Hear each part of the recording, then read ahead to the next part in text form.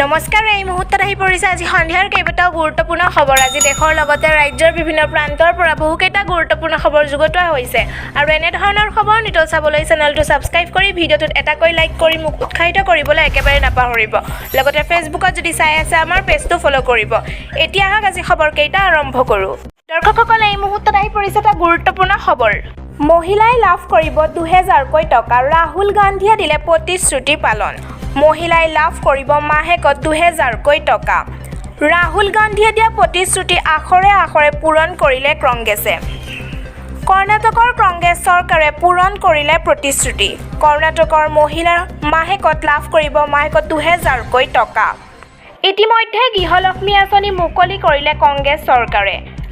এই আঁচনিৰ জৰিয়তে উপকৃত হ'ব লাখ লাখ মহিলা দৰ্শকসকলে এই মুহূৰ্তত আহি পৰিছে এটা গুৰুত্বপূৰ্ণ খবৰ কেন্দ্ৰত কংগ্ৰেছ চৰকাৰ আহিলে ৰেহাই নাপাব বিজেপিয়ে কেন্দ্ৰত কংগ্ৰেছ চৰকাৰ আহিলে ধৰা পৰিব অসমৰ বিজেপি চৰকাৰৰ কেলেংকাৰী কৰ্ণাটকৰ কংগ্ৰেছ চৰকাৰে পূৰ্বৰ বিজেপি চৰকাৰৰ কেলেংকাৰীৰ বিৰুদ্ধে গঠন কৰিছে SIT কেন্দ্ৰত কংগ্ৰেছ চৰকাৰ আহিলে অসমতো গঠন কৰা হ'ব বিশেষ তদন্তকাৰী দল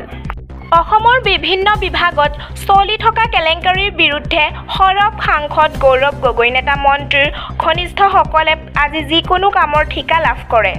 কংগ্ৰেছ আহিলে এই সকলোবোৰৰ বিৰুদ্ধে হ'ব তদন্ত সকলে এই মুহূৰ্তত আহি পৰিছে এটা গুৰুত্বপূৰ্ণ খবৰ বয়োজ্যেষ্ঠ বিধৱা মহিলালৈ 4000 টকাৰ পেঞ্চন বৃদ্ধ বিধৱা মহিলাই লাভ কৰিব 4000 টকাৰ পেঞ্চন কৰ্ণাটকৰ পিছত এইবাৰ তেলেংগানা দখল কৰাৰ হুংকাৰ ৰাহুল গান্ধীৰ তেলেংগানাৰ জনতালৈ বৃহৎ ঘোষণাও কৰিলে কংগ্ৰেছৰ যুৱৰাজ গৰাকীয়ে কৰ্ণাটকৰ পিছত এইবাৰ তেলেংগানা দখল কৰাৰ হুংকাৰ ৰাহুল গান্ধীৰ কৰ্ণাটকতো বিজেপি চৰকাৰক আমি উৎখাত কৰিছোঁ বিজেপি আৰু তেওঁলোকৰ আৰোপপতিক আমি কৰ্ণাটকৰ পৰা বিদায় দিছোঁ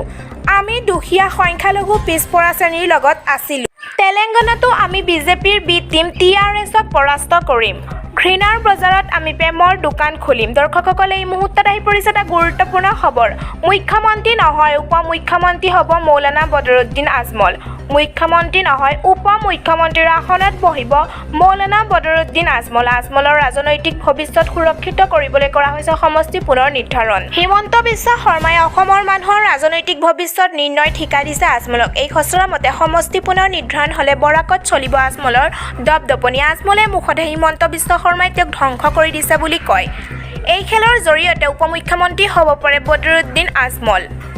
সমষ্টি পুনৰ নিৰ্ধাৰণক লৈ লুৰিণজ্যোতি গগৈৰ মন্তব্য সকলে এই মুহূৰ্তত আহি পৰিছে এটা গুৰুত্বপূৰ্ণ খবৰ পুৱতি নিশা মোদীৰ বাসভৱনৰ ওপৰেৰে উৰিল ৰহস্যময় ড্ৰোন তদন্ত আৰম্ভ কৰিছে দিল্লী আৰক্ষীয়ে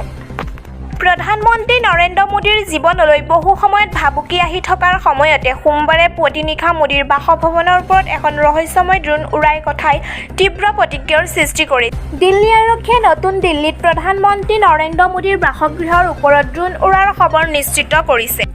ঘটনাটোৰ পৰিপ্ৰেক্ষিতত প্ৰধানমন্ত্ৰীৰ নিৰাপত্তা ব্যৱস্থা কঠোৰ কৰি তোলা হৈছে দিল্লী আৰক্ষীৰ বিষয়াসকলে ইতিমধ্যে ঘটনাটোৰ তদন্ত আৰম্ভ